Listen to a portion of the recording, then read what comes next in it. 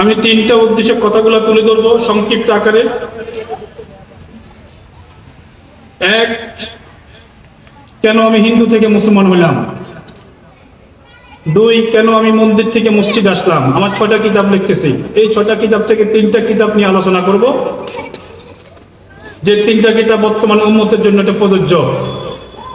এক, কেন আমি হিন্দু থেকে মুসলমান হইলাম, কেন আমি মন্দির থেকে মসজিদ আসলাম, কেন আমি 36 কোটি মূর্তিকে ছাড়ি 33 কোটি মূর্তিকে ছাড়ি একত্ববাদ আমি আল্লাহকে শ্রদ্ধা করি। আল্লাহ কয়জন?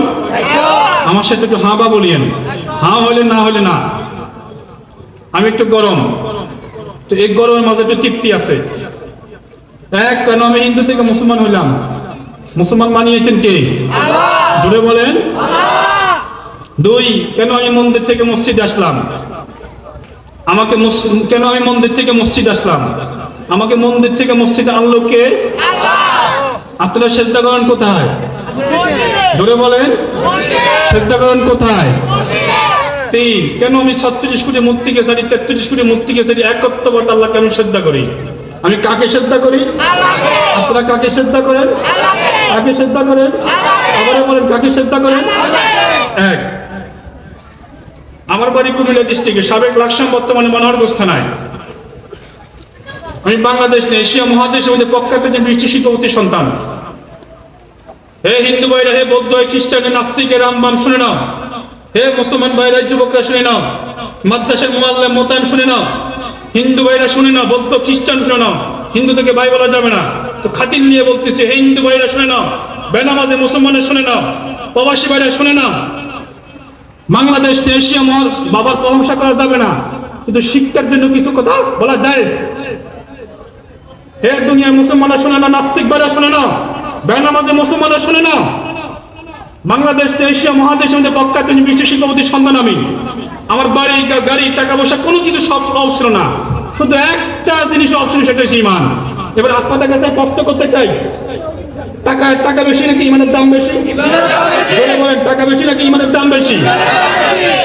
ও মুসলমান, আমার বাড়ি, গাড়ির, টাকা পয়সা, দ্বন্দ্ব কোনো কিছু সব ছিল না। 21টা বছর মূর্তিকে সাজদা করছি, 21টা বছর মূর্তিকে সাজদা করছি, কোনো কিছু মূর্তির কাছে সাজদা পাই না, দাম পাই না। যেদিন আল্লাহকে আমি সাজদা করছি, প্রথম সাজদার মধ্যে যে দাম আমি পাইছি, আমার কাছে ওই সাজদার কাছে বাড়ি, গাড়ির, টাকা পয়সা কোনো দাম নাই। আমাদের বাড়ির সাবেক লাকসাম, বর্তমানে মনোহরগঞ্জ থানায়। লাকসাম, মনোহরগঞ্জ থানা, হাস্তাবাদ, মণিপুর গ্রামের সন্তান আমি। আমি ছোটবেলায় যখন কেজি স্কুলে যখন পড়াশোনা করতাম, মুসলমান করে কলেজে যখন যাইতাম, ও মা, ও বোন, আমি একটা বোনের ভাই, আমি একটা মায়ের সন্তান, বাবার সন্তান। তুমি জন্মসূত্রে মুসলিম, আমি জন্মসূত্রে হিন্দু। ঈমান তাজা করার জন্য কথাগুলো শুনে নাও। মুসলমানের ঘরে যখন 5 দিন যখন যাইতাম, 1 দিন নয়, 2 দিন নয়, 3 দিন নয়, 1 দিন নয়, 2 দিন নয়, 3 দিন নয়, মুসলমানের ঘরে 5 দিন যখন যাইতাম কেজি স্কুলে। এবার আপনাদের কাছে প্রশ্ন করতে চাই, এই কেজি স্কুলের নিয়ম কি সকালে না বিকেলে? বক্তব্যের নিয়ম কি সকালে না বিকেলে? আফসোস, আজকে মুসলমানকে বক্তব্যকে ধ্বংস করার জন্য এই এনজিওরা কেজি স্কুল চালু করছে, ঠিক না বেটে? মুসলমানের ঘরে যখন 5 দিন যখন যাইতাম, এই মক্তার 5 দিন যখন যাইতাম, বিভিন্ন দিন বিভিন্ন সুরে মুসলমানের ঘর থেকে কোরআনের আওয়াজ শুনতাম। যতই শুনি এতই মজা লাগে, যতই শুনি এতই মধু লাগে, যতই শুনি এতই তৃপ্তি লাগে। সুবহানাল্লাহ বলুন। কি এমন সুর, কি এমন সুর! ঋগ্বেদ করলাম, যজুর্বেদ করলাম, বাইবেল করলাম, গীতাপাঠ করলাম, ঋগ্বেদ করলাম, সামবেদ করলাম, অথর্ববেদ করলাম, জান্তিবাস্তিকা বললাম, পৃথিবীর সকল ধর্মগ্রন্থ গবেষণা করলাম, কোন ধর্মগ্রন্থের মধ্যে এত তৃপ্তি লাগে না। কিন্তু কোরআন যতই পড়ি এতই মজা লাগে, কোরআন যতই পড়ি এতই তৃপ্তি লাগে, কোরআন যতই থেকে এতই শান্তি লাগে। আল্লাহু আকবার বলেন। ও দুনিয়ার মুসলমান, এই কোরআন যতই পড়ি এতই মজা লাগে, এই কোরআন যতই শুনি এতই তৃপ্তি লাগে। তৃপ্তি দেওয়ার মালিক কে? এই তৃপ্তি দেওয়ার মালিক কে? এই তৃপ্তি দেওয়ার মালিক কে? রাত্রে যখন খাইতে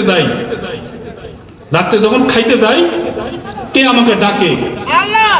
কে আমাকে ডাকে? ও বান্দা, তুমি কোরআনে সিলিন্ডার, এই কোরআনের কাছে সিলিন্ডার হয়ে যাও না, কথাগুলো রেকর্ড করে নেন। ঈমান তাজা করার মালিক আল্লাহ। রাত্রে যখন খাইতে যাই, কে আমাকে ডাকে? ও বান্দা, তুমি যে খাইতে গেছো আল্লাহর হককে আদায় করছো? রাত্রে যখন ঘুম যাইতে যাই, কে আমাকে ডাকে? স্নান করতে যখন যাই, কে আমাকে ডাকে? খেলতে যখন যাই, কে আমাকে ডাকে? পড়াশোনা করতে যাই, কে আমাকে যখন ডাকে? ও যুবক ভাইরা, তুমি আজকে আসরের সময় তুমি মাঠে, জোরের সময় তুমি স্কুলে, সকালে তুমি স্কুলে, আজকে এশারের সময়, মাগরিবের সময় তুমি আজকে বন্ধু বান্ধবের সাথে আড্ডায়। তুমি কি একটা জিনিস চিন্তা করো, তোমার সময়গুলো কই যাইতেছে? রাত্রে যখন খাইতে যাই, কে আমাকে ডাকে? রাত্রে যখন ঘুমাইতে যাই, কে আমাকে ডাকে? কিন্তু ব্যাপারটা কি? একটা সেকেন্ড, একটা ঘন্টা, একটা মিনিট, এই কোরআন শোনার কারণে আমার দিনটা পরিবর্তন করে দিল কে? ইয়াসিন আল কোরআনুল হাকীম। আমার নাম কি? জীবনের প্রথম সূরা শুনলাম, সূরা ইয়াসিন। এই ইয়াসিন থেকে আমার জীবনটা পরিবর্তন হয়ে গেল, জীবনটা পরিবর্তন করে দিল। ব্যাপারটা কি?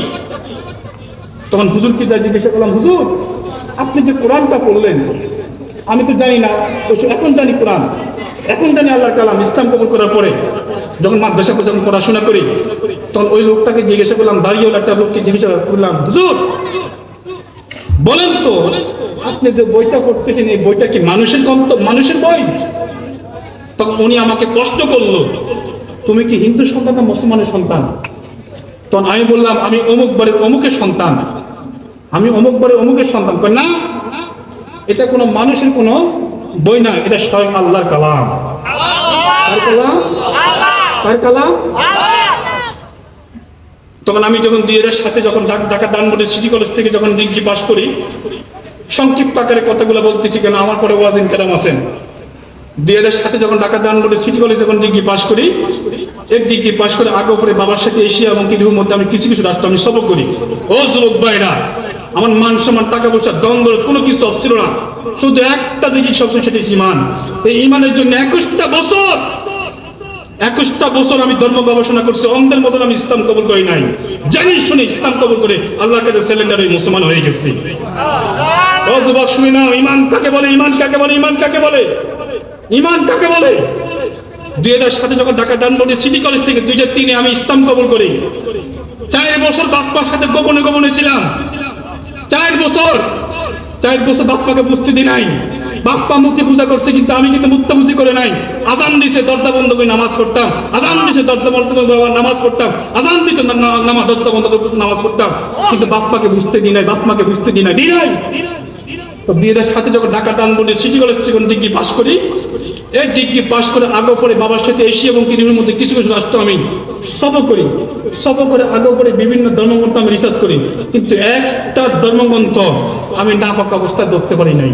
এবার আপনাদের কাছে প্রশ্ন করতে চাই, এখানে ওলামায়ে কেরাম আছেন ডাইনে বামে, বলেন তো এটা কি নাপাক অবস্থায় কেউ কোরআন ধরতে পারে? নাপাক অবস্থা করে ধরতে পারে? তো পৃথিবীতে আমি বাইবেল, গীতা পাঠ, ঋগ্বেদ, রামায়ণ, যতুর্বেদ, জিন্দাবাসীকে, মনুষ্যিত রোগ, ইঞ্জিন, অতবে, শ্যামবেদ, নক্ষত্রবেদ, সকল ধর্মগ্রন্থ আমি গবেষণা করি। আল্লাহর কসম, আল্লাহর কসম, আল্লাহর কসম, নাপাক অবস্থায় একটা সেকেন্ডের জন্য আমি কোরআন স্পষ্ট করি নাই। না করা সত্য পৃথিবীতে বাইবেল, গীতা পাঠ, ঋগ্বেদ, রামায়ণ, যতুর্বেদ, জিন্দাবাসীকে, রামায়ণ, সকল ধর্মগ্রন্থ ইত্যাদি মৌলিকভাবে, রচনামূলকভাবে সকল, ও হিন্দু ভাইরা, ও খ্রিস্টান ভাইরা, ও বৌদ্ধ ভাইরা, নাস্তিকরা শুনে না, ও বেনামাজি মুসলমানরা শুনে না, ও সীতাকুণ্ড ভাইরা শুনে না, পৃথিবীর সকল ধর্মগ্রন্থে শুধু দুইটা কথা পাই। কি দুইটা কথা? বাইবেলে 56 জায়গায় লিখে নেন। ও হিন্দু চ্যালেঞ্জ করে বলতেছি, ও বৌদ্ধ খ্রিস্টান চ্যালেঞ্জ করে বলতেছি, তুমি যে ধর্ম মানো, এই ধর্ম কিচ্ছু না, পৃথিবীতে একমাত্র কমপ্লিট কোন প্রাইভেট ইসলাম। পৃথিবীর সকল ধর্মগ্রন্থ লাস্টে আমি পাকে পাকে ঠাকুরদের সাথে বাস করি, ব্রাহ্মণদের সাথে বাস করি, খ্রিস্টানদের সাথে বাস করি, চ্যালেঞ্জ আছে। তখন এই বিষয় সকল ধর্মগ্রন্থ লাস্টে শুধু আমি দুটা কথা পাই। কি দুটা কথা পাই? বাইবেলে 56 জায়গা মুহাম্মদ রাসূলুল্লাহ কথা লেখা পাই। এই বাইবেল কি আল্লাহর কিতাব? এটা কি মুসলমানদের জন্য? এটা কার কিতাব? খ্রিস্টানদের জন্য। এই বাইবেলে 56 জায়গায় মুহাম্মদ রাসূলুল্লাহ কথা পাই, ঋগ্বেদে 100 জায়গায়, গীতা পাঠে 16 জায়গায়, রামদেবাসীকে 72 জায়গায়, অথর্ববেদে 76 জায়গায়, শ্যামবেদের 82 জায়গায়। সকল ধর্মগ্রন্থ লাস্টে কে মুহাম্মদ, কে মুহাম্মদ, কে মুহাম্মদ, কে মুহাম্মদ। ইংলিশে বলে there is no Allah but is Allah. Mohammad Mirza Allah. Sanskrit ভাষা বলে লা ইলাহা ইল্লাল্লাহ মুহাম্মাদুর রাসূলুল্লাহ, মানিলে মান না মানলে নরকে গমন। আরবিতে বলে লা ইলাহা ইল্লাল্লাহ মুহাম্মাদুর রাসূলুল্লাহ সাল্লাল্লাহু আলাইহি ওয়াসাল্লাম। তো সকল ধর্মমত লাস্টে আমার মোহাম্মদ। তো এই মোহাম্মদ তো কোনো কীর্তনের মধ্যে নাই, এই মোহাম্মদ তো এসে মসজিদে আযান থেকে আসে, আশহাদু আন্না মুহাম্মাদুর রাসূলুল্লাহ। আছে কিনা নাই? আছে কিনা নাই? তাহলে এই মোহাম্মদের কথা এই ঋগ্বেদের মধ্যে আসলো কেন? এই মোহাম্মদের কথা বাইবেলের মধ্যে আসলো কেন? এই মোহাম্মদের মধ্যে কি বৌদ্ধ ধর্মের ত্রিপিটকের মধ্যে আসলো কেন? জেন্দালাস্তিকের মধ্যে আসলো কেন? গীতা পাঠের মধ্যে আসলো কেন? কে মোহাম্মদ? কে মোহাম্মদ? ও মুসলমান, মুসলমানের ঘরে জন্ম হওয়াটা খুবই সহজ, দই রাখাটা খুবই কঠিন। মুসলমানের ঘরে জন্ম হয়, আমার বাপ মুসলমান, আমার দাদা মুসলমান, আমার মা মুসলমান, আমার 14 বছর মুসলমান, কিন্তু আমিও মুসলমান। আহা, মুসলমানের ঘরে জন্ম হওয়াটা খুবই সহজ, বাস, কিন্তু দই রাখাটা খুবই কঠিন। আমি মুখেতে পড়ছি, আমি ইয়াসিনাবাদ জিয়াদি লা ইলাহা ইল্লাল্লাহ মুহাম্মাদুর রাসূলুল্লাহ, শেষ। কিন্তু দই রাখাটা খুবই কঠিন। তো সকল ধর্মমত লাস্টে শুধু এই কথাটা পাই, লা ইলাহা ইল্লাল্লাহু মুহাম্মাদুর রাসূলুল্লাহ, এই কথাটা শুধু পাই। আরেকটা কথা কি পাই? Not doubt the holy Quran. Not doubt the holy Quran শিক্ষিত ভাইরা এই কথাটা বুঝতে পারবেন। নট মানি না, ডাউট একটু সন্দেহ, হোলি একটু পবিত্র, কোরআন মানি আল কোরআন। পৃথিবীর সকল ধর্মগ্রন্থে সন্দেহ আছে, এই কোরআনে কোনো সন্দেহ আছে?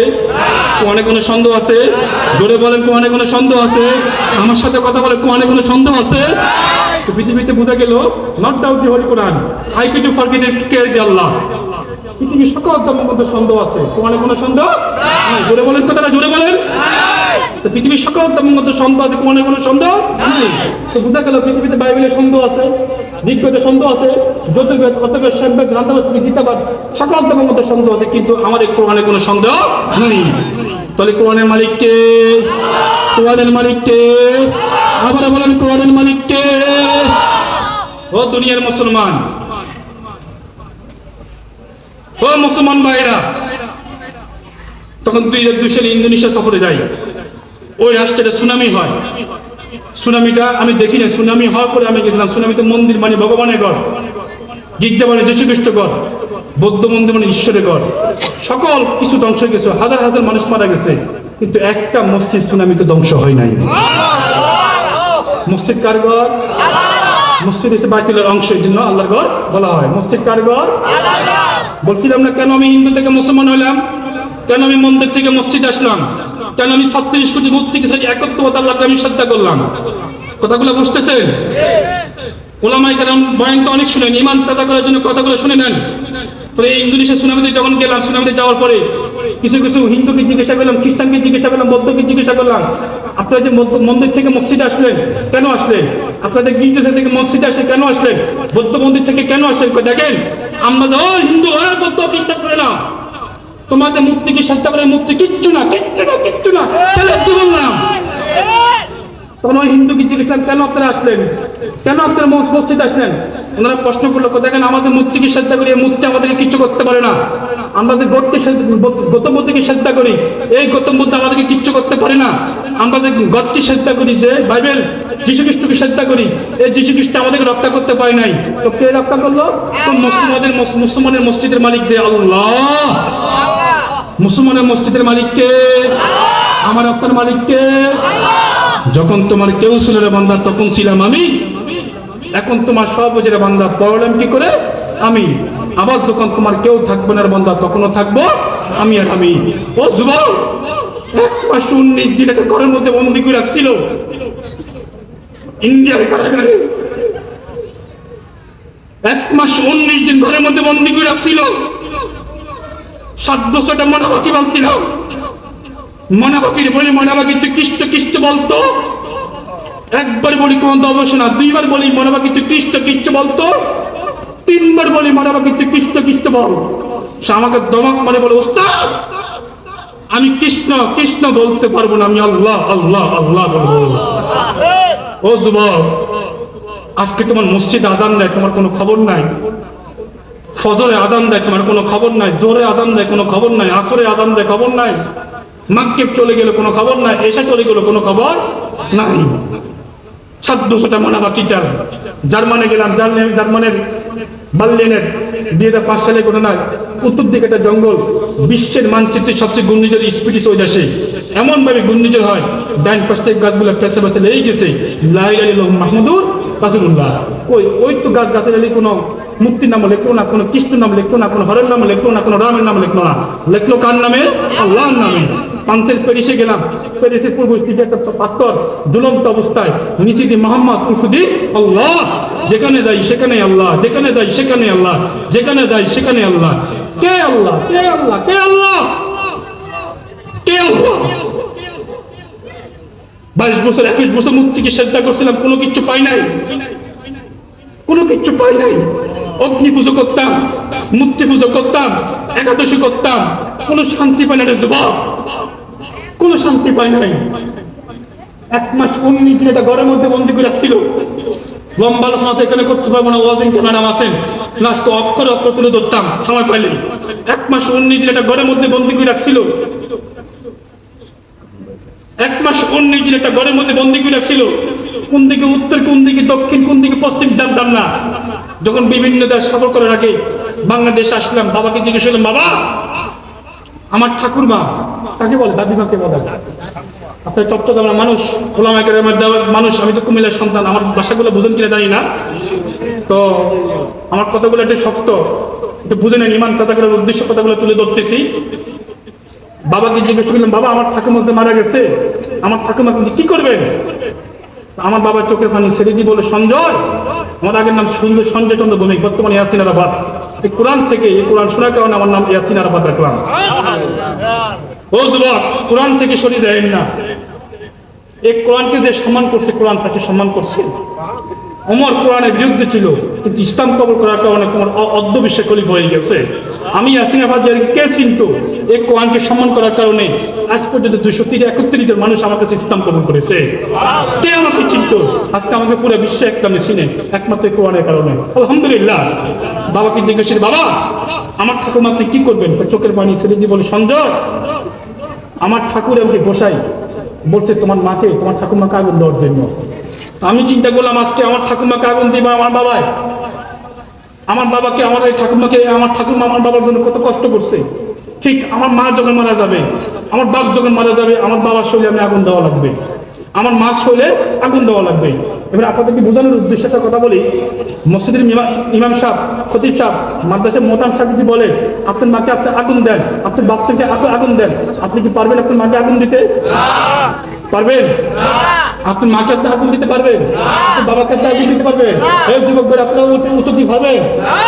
যে মা 10 মাস 10 দিন গর্ভে ধরছে, যে মা নরমালে গ্রহণ করতে যে মারা গেছে, যে মা সিজার করছে, যে মা নিজে না খায় আপনাকে খাওয়াইছে, যে মা 10 মাস 10 দিন পেয়ে ধরছে, কারো 7 মাস, কারো 8 মাস, কারো 9 মাস, 9.5 মাস এত কষ্ট করছে, যে মা মৃত্যু সজ্জায় 40 জন বা 50 জন পুরুষের তাপমাত্রা শরীরে গ্রহণ করছে, যে পুরুষ এটা পারবে না।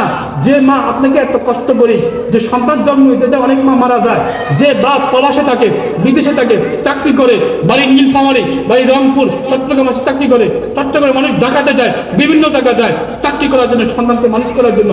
সেই সন্তান যদি, সে বাপ মা যদি মারা যায়, সেই সন্তান বাবার শরীরে আগুন লাগাই কেমনে?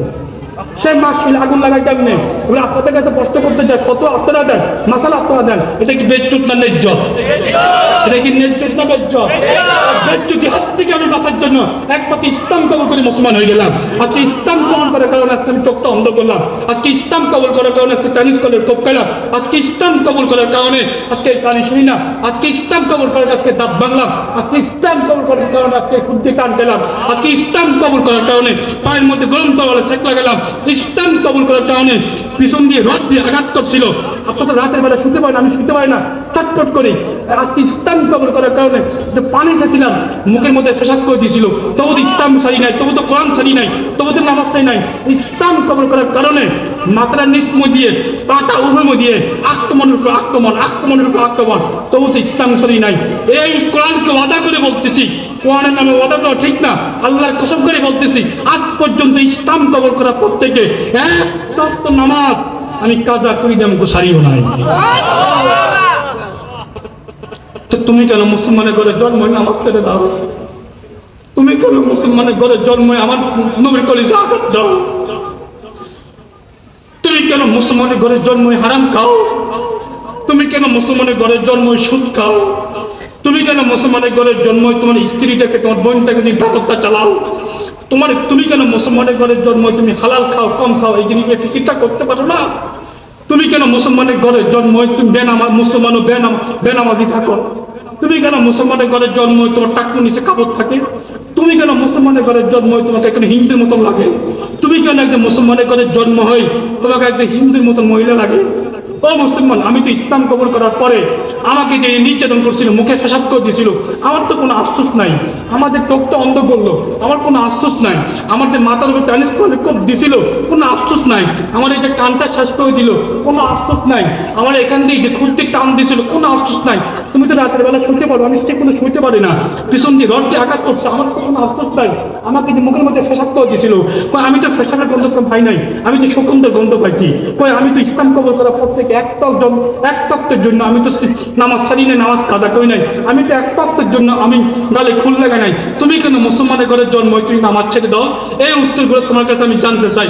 তুমি তো মুসলমান, জন্ম সূত্রে মুসলমান, তোমার কানে তো আজান দিছে, তোমার কানে তো একামত দিছে, তোমার বাপ্পা তোমাকে কোরআন শিক্ষা দিছে, আমার বাপ্পা তো আমাকে হরে কৃষ্ণ শিক্ষা দিছে, আমার বাপ্পা তো আলিফ বা তা হা খ এগুলো শিক্ষা দেয় নাই, আমার বাপ্পা তো আমাকে একামতের শিক্ষা দেয় নাই, আমার বাপ্পা তো আমাকে ইসলাম শিক্ষা দেয় নাই। তোমার মুসলমানের ঘরের জন্ম হয়, তুমি কেন এগুলো করতেছো ভাই? কেন করতেছো? আমাকে ইন্ডিয়াতে 1 মাস 19 দিন একটা ঘরের মধ্যে বন্দী করে রাখছিল। কোন দিকে উত্তর, কোন দিকে দক্ষিণ, কোন দিকে পূর্ব পশ্চিম জানতাম না। হাতের মধ্যে শিকল, পায়ের মধ্যে শিকল, হাতের মধ্যে শিকল, পায়ের মধ্যে শিকল। কোন দিকে উত্তর, কোন দিকে দক্ষিণ, কোন দিকে পূর্ব জানতাম না। কোন দিকে উত্তর, কোন দিকে দক্ষিণ আমি জানতাম না। 1 মাস 19 দিন, 4টা দরজার মধ্যে 7টা তালা। দারোয়ান ছিল খ্রিস্টান, অল্প কিছু টাকা আমার সাথে ছিল। দারোয়ানকে বল, দারোয়ান আমাকে একটু খুশি, আমাকে একটু হাত মুখ দেওয়ার জন্য একটু সুযোগ দাও না, আমি একটু হাত মুখ দেবো। অজু করার কথা বললে তো সে অজু দেবে না। ও মুসলমান, সেজদা বড় দামি জিনিস, সেজদা বড় দামি জিনিস রে মুসলমান। আমি যদি সেজদা করলে আল্লাহকে কাজ পাইতে পারি, তুমি কেন পাইবে না? এই সেজদার মাধ্যমে কি পেয়েছে শুনে নাও, নামাজের মাধ্যমে কি পেয়েছে শুনে নাও। ও বেনামাজির মা বোনরা শুনে নাও, বেনামাজির মা বোনরা শুনে নাও, ও মূর্তি পূজক ভাইরা শুনে নাও, ও নাস্তিকরা শুনে নাও। কোন দিকে উত্তর, কোন দিকে দক্ষিণ, কোন দিকে পূর্ব পশ্চিম জানতাম না। হাতের মধ্যে শিকল। দারোয়ানটা খুশি হয়ে আমাকে সুযোগ দিল। আমি অজু করার নিয়ত তো জানি না, বিসমিল্লাহ করে শুধু অজু করলাম। অজু করে আসি, আমাকে আবার হাতে ভাই শিকল দিল। কোন দিকে উত্তর, কোন দিকে দক্ষিণ জানতাম না। বা সূরা ফাতিহা দিয়ে, সূরা ইখলাস দিয়ে। কোনো হিন্দুকে গালি দিবেন না, কোনো খ্রিস্টানকে গালি দিবেন না, কোনো বৌদ্ধকে গালি দিবেন না। আপনার একটা ভালো ব্যবহার কারণে সে হেদায়েতের পথে আসতে পারে, ভালো একটা ব্যবহার কারণে হেদায়েতের পথে আসতে পারে। বাস উত্তর দক্ষিণ চিনে শুধু সেজদা করে নামাজ পড়তেছি, সূরা ফাতিহা দিয়ে, সূরা ইখলাস দিয়ে। নামাজ শেষ করলাম, সেজদা করে কাঁদতেছি আর দোয়া করতে, ইয়াকা নাবুদু ইয়াকা নাস্তাইন, ইয়াকা নাবুদু ইয়াকা নাস্তাইন। আল্লাহ 21টা বোঝা মুক্তিকে সেজদা করতে কোনো কিছু পাই নাই। তুমি যদি আমাকে সত্যি যদি ভালোবাসে থাকো, আমাকে দাওয়াতের উসিলায় আমাকে বাংলার জমিনে নিয়ে যাও। বাংলার জমিনে যাই আমি ইসলামের দাওয়াত দিব, আমাকে এখান থেকে নিয়ে যাও। যতক্ষণ পর্যন্ত মাওলা তুমি ডাক দিবা না, এতক্ষণ পর্যন্ত আমি সেজদা থেকে উঠবো না, উঠবো না, উঠবো না, উঠবো না। ফাঁসি কার কাছে? জোরে বলেন, ফাঁসি কার কাছে? সেজদা করছি কাকে? ফাঁসি কার কাছে? আর 21 বছর ফাঁসি কার কাছে? মাখলুকের কাছে, মুক্তির কাছে। আর যখন মুসলমান এসে ফাঁসি কার কাছে? ও যুবক, নামাজ বড় দামি জিনিস, নামাজ বড় দামি জিনিস। আমি যদি আল্লাহর গোলাম হয়ে যাই, দুনিয়া আমার গোলাম হয়ে যাবে। আমি যদি আল্লাহর হয়ে যাই, দুনিয়া আমার হয়ে যাবে। ও যুবক, এই বাড়ি গায়ে টাকা পয়সা কোনো কিচ্ছু না। টনি ব্লেয়ারের শালিকাকে জিজ্ঞাসা করছে, আপনি যে ইসলাম কবুল করছেন, কেন ইসলাম কবুল করলেন? দেখেন, আমি যখন ইসলাম কবুল করছি, আমি কি ইসলাম কবুল করে? আল্লাহ আমাকে ইসলাম কবুল করেছে, আমি তো চেষ্টা করছি। আপনি বোরকা পড়ছেন কেন? এই বোরকা কিন্তু আমি পড়ছি, এটা আমার অধিকার, আমার মুসলিম হিসেবে অধিকার। একজন খ্রিস্টান মুসলমান হয়, সে বোঝে এই বোরকায় হে হিজাব তার জন্য অধিকার। আপনি কেন মুসলমান হয়েছেন বোঝেন? দেখেন, আমি পৃথিবীর সকল ধর্ম গবেষণা করছি, কিন্তু কোন ধর্মগ্রন্থের মধ্যে নারীর সম্মান নাই, একমাত্র কোরআন নারীকে সম্মান দিয়েছে। মাইকেল জ্যাকসন যখন ইসলাম কবুল করে, তাকে জিজ্ঞাসা করছিল, আপনি কেন ইসলাম কবুল করলেন? আমি যখন রাত্রে খারাপ কাজ করি, রাত্রে যখন ঘুমাই, কে আমাকে ডাকতেছে, তুমি খারাপ কাজ করি, তুমি আল্লাহর পথে ফিরে আসো, আল্লাহর পথে ফিরে আসো। বা সেও মুসলমান হয়ে গেল। ও যুবক, এই জন্যই বলি, যখন তোমার কেউ ছিল না বান্দা, তখন ছিলাম আমি। এখন তোমার সব যারা বন্ধা পড়লেন কি করে আমি আবার যখন তোমার কেউ থাকবে না বন্ধা তখনও থাকবো আমি এটা ইলিশ মাছ তার পেটের মাধ্যমে আরেক মজা, বেগের মাধ্যমে আরেক মজা, পেটের মাধ্যমে আরেক মজা, তেলের মাধ্যমে আরেক মজা, ডিমের মাধ্যমে আরেক মজা, লেজের মাধ্যমে আরেক মজা। আল্লাহ কত রঙে রঙে সাথ লাগাইছে না? নামাজের মাধ্যমে কত মজা, এর দাড়ির মধ্যে এক মজা, এর টুপির মাধ্যমে আরেক মজা, এর মেসওয়াকের মধ্যে আরেক মজা, কত রঙে পর্দার মধ্যে কত সময় লাগাইছে, কত মজা। ফজরের নামাজের মধ্যে এক মজা, জোরের নামাজের মধ্যে আরেক মজা, আসরের নামাজের মধ্যে আরেক মজা, মাগরিবের নামাজের মধ্যে আরেক মজা, এশারের নামাজের মধ্যে আরেক মজা, তাহাজ্জুদের নামাজের মধ্যে আরেক মজা, জিহাদের তামান্না নিয়ে আরেক মজা, দাওয়াত তাবলীগের মধ্যে আরেক মজা। আল্লাহ কত রঙে রঙে আল্লাহ ইসলামের মধ্যে সাথে লাগাচ্ছে। আমি হিন্দু করে সন্তান হই বুঝতে পারি, তুমি কেন মুসলমানের করে জন্মই বুঝতে না? কেন বুঝতো না? আমি যদি হিন্দু করে জন্ম মুসলমান হই নামাজ যদি না ছাড়তে পারি, তুমি কেন মুসলমানের করে জন্ম নামাজ ছাড়বা? আমি যদি হিন্দু করে জন্ম মুসলমান হই এই দায় যদি না ছাড়তে পারি, তুমি কেন মুসলমানের করে জন্ম নবী করে জাকাত দিবা? বলো, তোমার কাছে এই উত্তর করে রেখে গেলাম, বলো কেন রেখে গেলাম? ও যুবক, ও যুবক, 1 মাস 19 দিন একটা ঘরের মধ্যে বন্দি করে রাখছিল, যখন শেষ অবস্থা কাঁদতেছি, ও মাওলা তোমার কাছে সাহায্য চাই, দুনিয়ার কোনো মাকলুকের কাছে আমি সাহায্য চাই নাই। তুমি যদি সত্যি আমাকে কবুল করে থাকো, আমার এই হাতে পাশে শিকল বলে খুলে দাও না। 1 2 3 কয়েক মিনিট চলে গেল, সেদ্ধের মধ্যে কাঁদতেছি, হঠাৎ করে দেওয়ার পটিমিটে আওয়াজ আসছে, ও বান্দা আজকে এত বছর পর কি জন্য আমাকে ডাক দিলে? আল্লাহু আকবার বলে। সাসি কার কাছে? সাসি কার কাছে? নামাজ পড়ছি কার কাছে? ওই 21টা বছর তো মূর্তিকে শ্রদ্ধা করছে, কোনো কিছু পাইলাম না। আজকে একটা অক্ত নামাজ পড়ার কারণে সাসি কার কাছে? যাক, এরপরে যখন আমি ভিতর থেকে কথা আসছে, ও বান্দা তুই আল্লাহু আকবার করে তোর শিকলগুলো তুই টান দিবি, তোর শিকলগুলো অটোমেটিক খুলে যাবে। এবার বলেন আল্লাহু আকবার শক্তি আছে কিনা? সবাই আমার সাথে একটু বলেন আল্লাহু আকবার, আল্লাহু আকবার, আল্লাহু আকবার। মজা আছে কি নাই? ও যুবক, 1 মাস 19 দিন একটা ঘরের মধ্যে বন্দি করে রাখলো, আপন মা 5 দিন পর্যন্ত বাদ দেয় নাই। ক্ষুধার যন্ত্রণায় আমি চটপট করছি, কোনো কারো কাছে চাইতে পারি নাই। মুখের মধ্যে পেশাব করে দিল, মাথার মধ্যে চাইনিজ করে কোপ দিল, পিছন দিয়ে রড দিয়ে আঘাত করলো।